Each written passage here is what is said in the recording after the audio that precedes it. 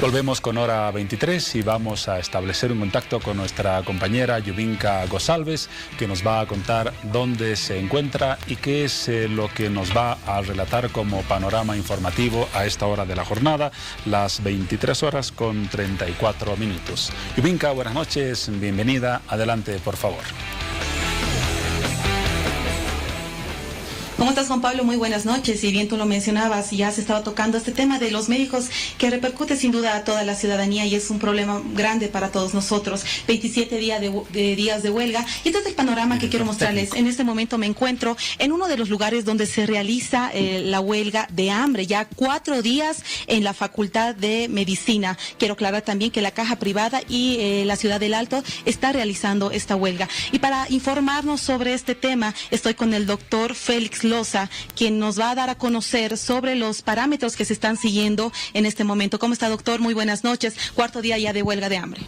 ¿Cómo está? Buenas noches. Sí, efectivamente cumpliendo nuestro 4 día de huelga y poco fatigados porque la mañana comienza muy temprano con información también y realmente al completar el 4 día ya se deja sentir un poco el cansancio.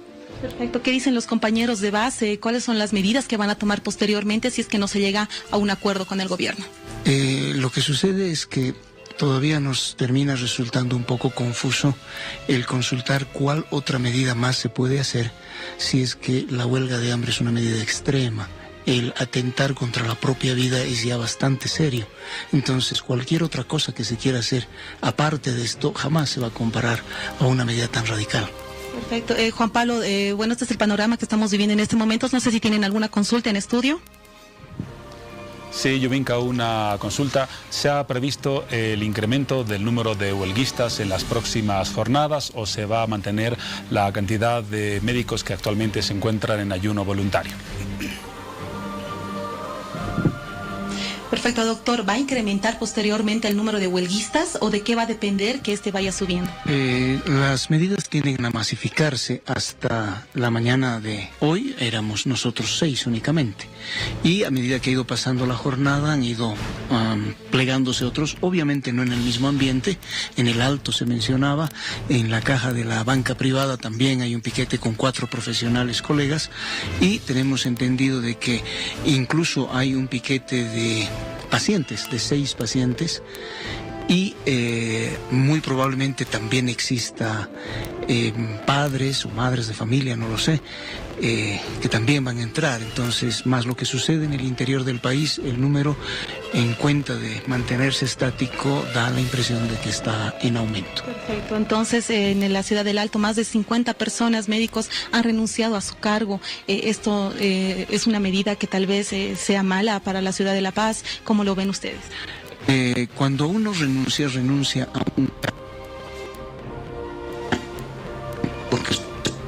de base, de intermedios y cargos altos. Entonces los directores, los jefes de servicio, algunos han visto que esta es una afrenta y han presentado la renuncia. Cuando uno renuncia a una dirección, es decir, un área no tiene una autoridad ejecutiva, la carga de esa responsabilidad corre en la inmediata superior y así sucesivamente. Entonces la renuncia tiene que ver con el manejo institucional y el descabezamiento progresivo de todo lo que es una estructura hospitalaria. Perfecto, las declaraciones de la ministra, se anuncian despidos masivos. ¿Cómo van a ustedes declarar esta situación? Hemos escuchado muchas cosas, contradictorias muchas de ellas. De hecho, ha habido una rectificación hoy porque anunciaron que respetando la Ley General del Trabajo nos estaban por echar y nosotros hemos aclarado que la parte pública no pertenecemos a la Ley General del Trabajo. Parece ser que las autoridades en función de gobierno no tienen muy claro cómo es el problema generado por ellos mismos. Entonces, de hecho, si anuncian descuentos, eso, de acuerdo a esa ley, es un despido indirecto, así que mucho no habría que ver. Lo interesante es saber qué se va a hacer para la atención de los pacientes, porque ni una huelga ni el encaprichamiento ayudan a encontrar soluciones, porque lo que hay que buscar es puentes y no más zanjas. Bueno, por último, ustedes rechazan el decreto supremo y asimismo el artículo 205. ¿Qué se va a hacer para que esto pueda cambiar o definitivamente llegaremos a medidas más superiores, más huelgas tal vez?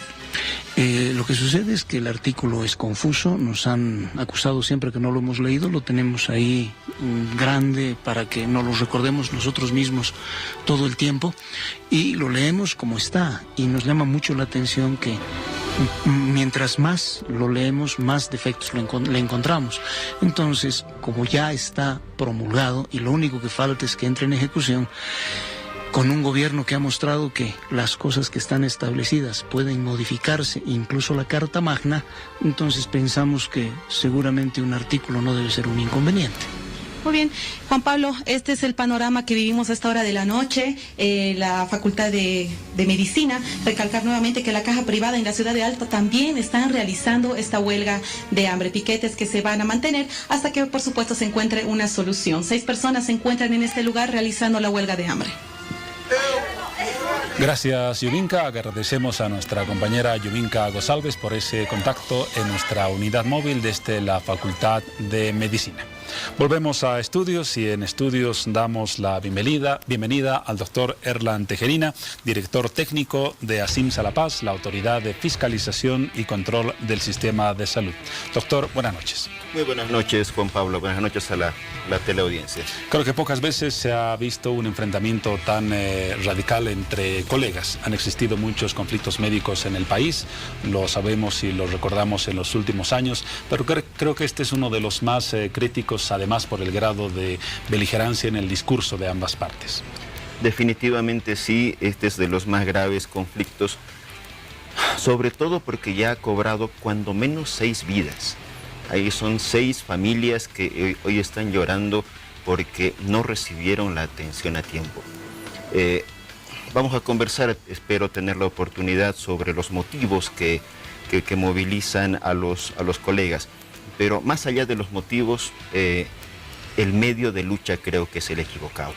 No se puede jugar con la salud, con la vida, con el dolor y el sufrimiento de la gente como una arma de negociación por una ley, por un decreto, por finalmente papeles. Se ha tomado de rehén a la población boliviana y para obligar al gobierno a ceder en cosas que nosotros creemos que son justas, que son absolutamente normales además, pero que definitivamente la manera de negociar no es dejando de atender a gente que necesita.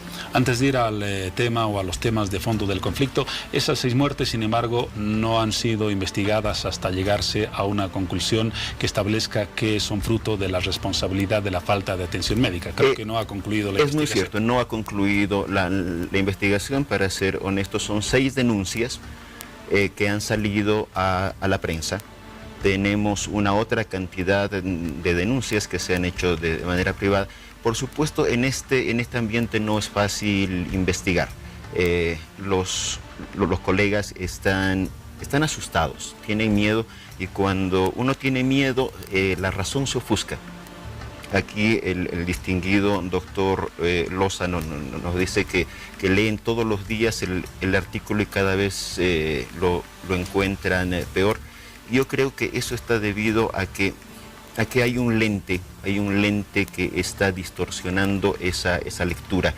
Y bueno, pues ese no es el mejor consejero, definitivamente.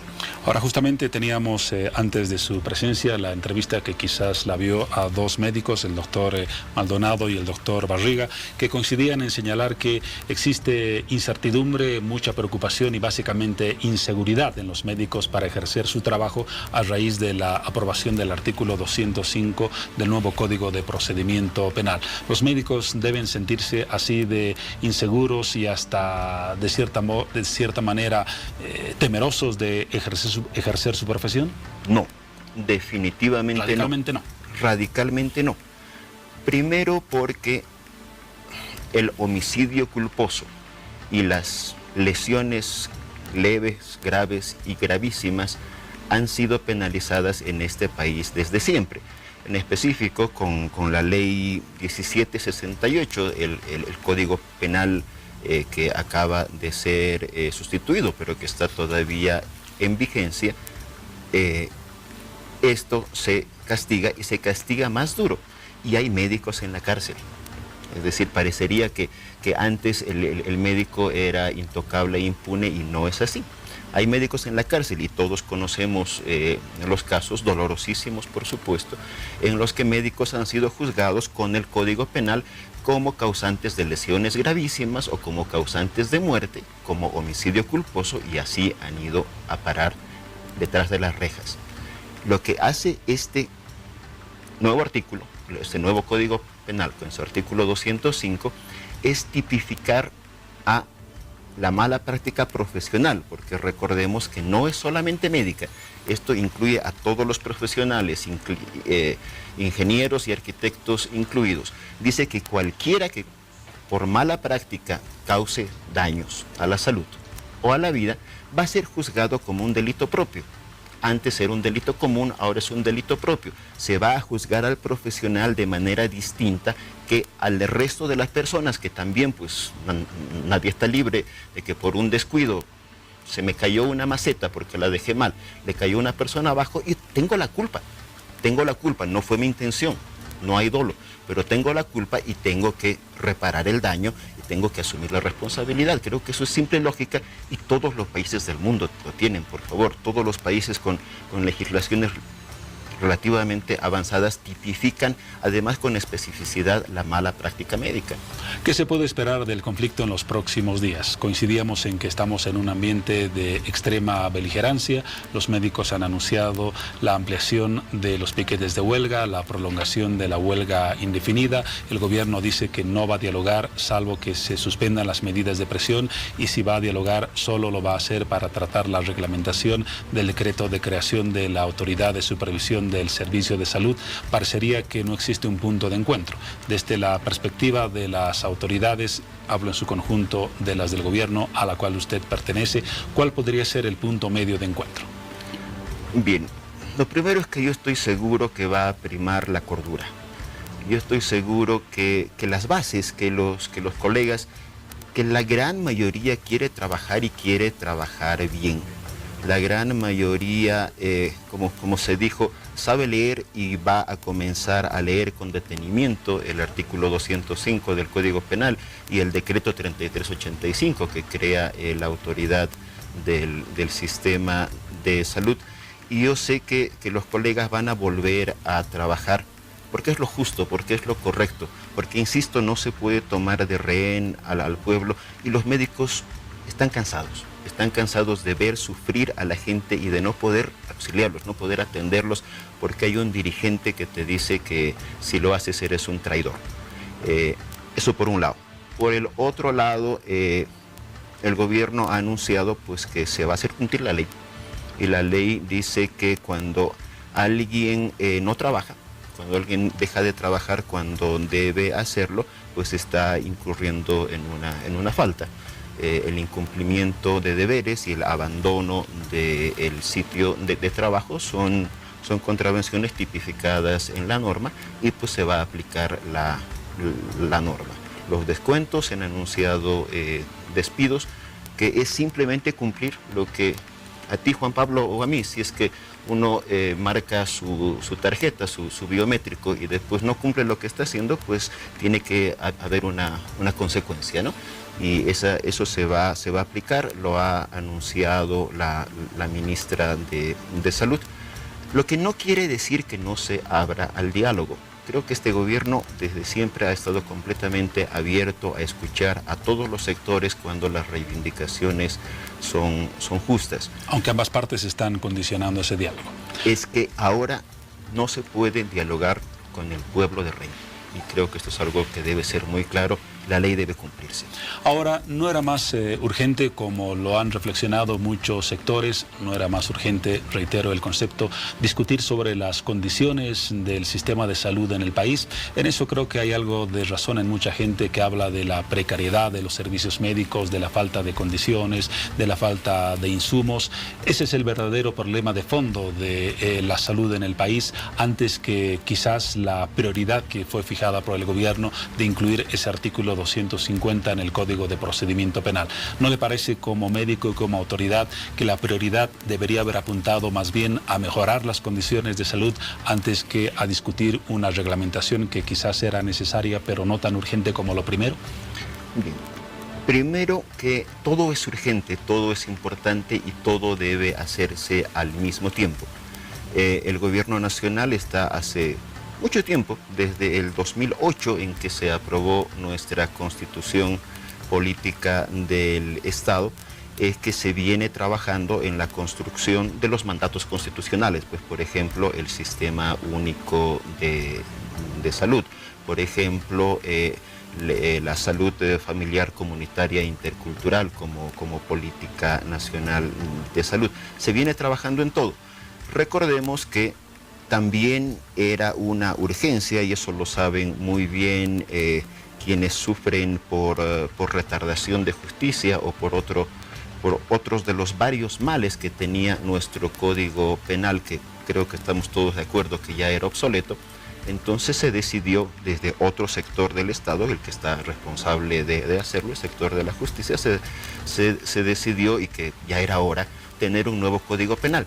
En este Código Penal se decidió incluir, porque es lo justo y lo correcto, como un delito propio, que no es un delito común, a los profesionales en salud y los profesionales en general, además mejorando las condiciones, y eso es algo que creo que es imprescindible decirlo. Se dice que un médico, si es que un tratamiento sale mal porque no tenía los medios, entonces va a ser criminalizado y llevado a la cárcel. Eso es completamente falso. A los queridos colegas que están en huelga de hambre, por favor leamos con el corazón abierto, porque dice que es un eximiente, o sea, se exime de culpa cuando haya carencia de medios técnicos indispensables y vinculados de manera directa con el ejercicio de la profesión. Esto no había antes. En el anterior Código Penal no hay ningún eximiente. Entonces, con el anterior código, el peligro era muchísimo mayor de ser injustamente encarcelado y castigado. Hoy hay un eximiente y ahí hay un segundo que dice, y recuerdo las palabras del doctor Maldonado, un distinguidísimo colega a quien le digo, tranquilícese doctor. Aquí dice que cuando el resultado sea consecuencia directa de riesgos, reacciones o resultados desfavorables, inmediatos o tardíos, de imposible o difícil previsión dentro del campo de la práctica de las profesiones en salud, al prescribir o efectuar un tratamiento o procedimiento médico, el médico está eximido de culpa. Entonces, colegas, reflexionemos por favor y volvamos a atender a la gente, que es nuestra vocación.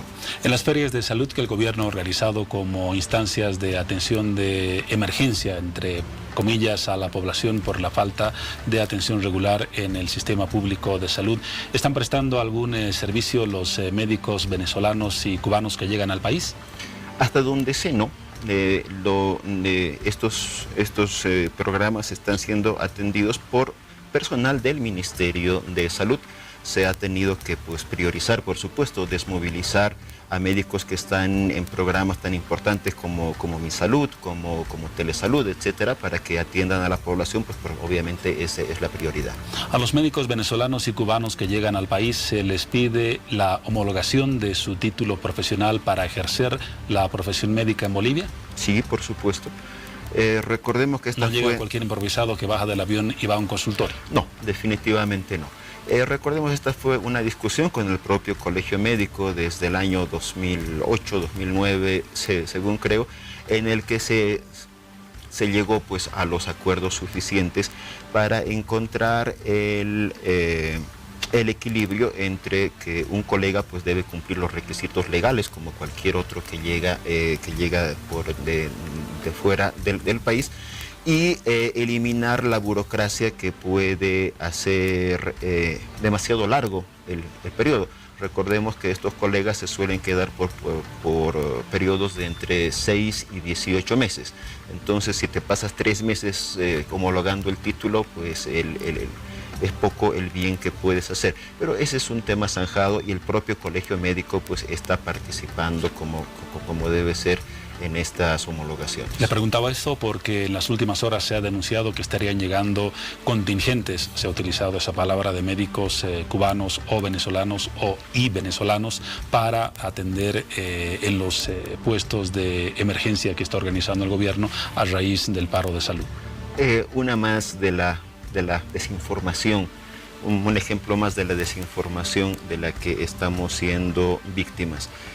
Hay un contingente, hay una brigada médica cubana en Bolivia desde hace larguísimos años, antes del 2005 inclusive, que atiende programas específicos y creo que hace una excelente labor. Estuve hace un par de semanas en Guayaramerín con un servicio de tomografía en el hospital que funciona como un relojito de la brigada médica cubana.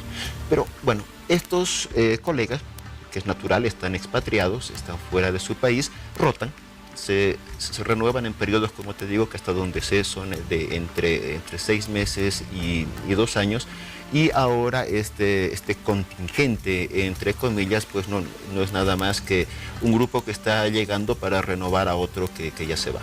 Doctor Tejerina, para concluir, la misma pregunta que les formulé a sus colegas hace algunos instantes.